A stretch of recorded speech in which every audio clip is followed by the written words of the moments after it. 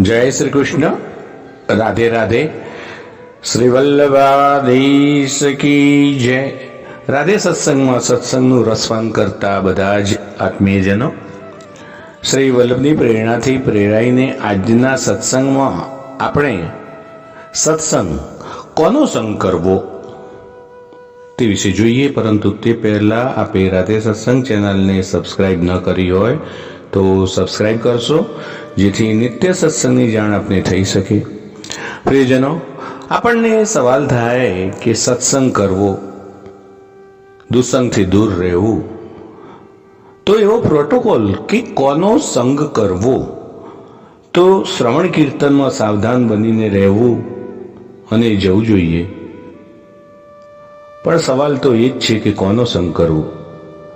તો શ્રી હરિરાય ચરણ મહાપ્રભુજીએ શિક્ષાપત્રમાં સંગ કરવા લાયક ભગવદીઓના લક્ષણો બતાવ્યા છે. સૌ પ્રથમ નિરપેક્ષ, જેને ધન, પ્રતિષ્ઠા, માન, મોટાઈની કોઈ અપેક્ષા ન હોય, કેવળ નિષ્કામ ભાવે પોતાના હૃદયમાં બિરાજતા પ્રભુની પ્રસન્નતા કાજે જ ભગવદ ગુણાનુવાદ ગાય, એવા નિરપેક્ષ ભગવદીઓ પાસેથી સત્સંગનું શ્રવણ કરવું. કૃષ્ણ જના, કે જે કૃષ્ણના બની ગયા છે, જે સેવા અને સ્મરણ બંને કરે છે, એમના મુખેથી ભગવદ વાર્તા સાંભળવી. નિજાચાર્ય પદાશ્રિતા, શ્રી મહાપ્રભુજીના દ્રઢ આશ્રય વાળા હોય, સિદ્ધાંત નિષ્ઠ હોય, શ્રી મહાપ્રભુજીના સિદ્ધાંત પ્રમાણે ચાલનારા હોય, તો તેમની પાસે બેસીને સત્સંગ કરવો.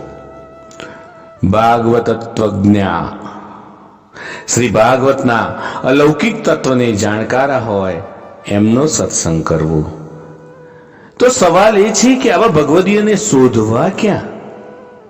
પ્રિયજનો, ભૂતલ ઉપર આવા ભગવદીઓ મળવા ખરેખર દુર્લભ છે. તો શું કરવું?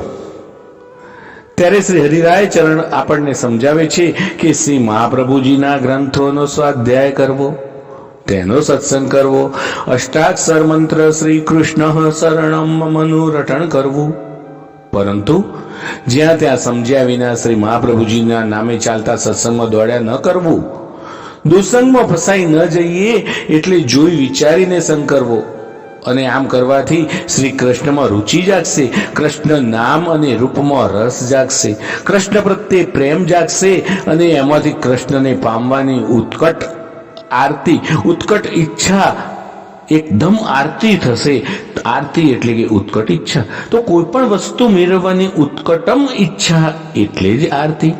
તો આવી આરતી થાય, તાપ ક્લેશ થતા ભગવદ ભાવની વૃદ્ધિ થાય. ભગવદ આરતીથી ભગવદ ભાવ વધે.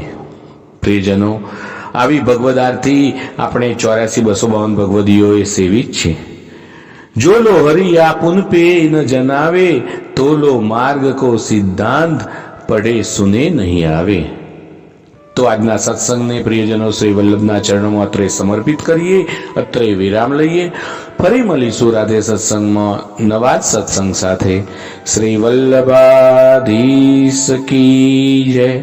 જય શ્રી કૃષ્ણ. રાધે રાધે.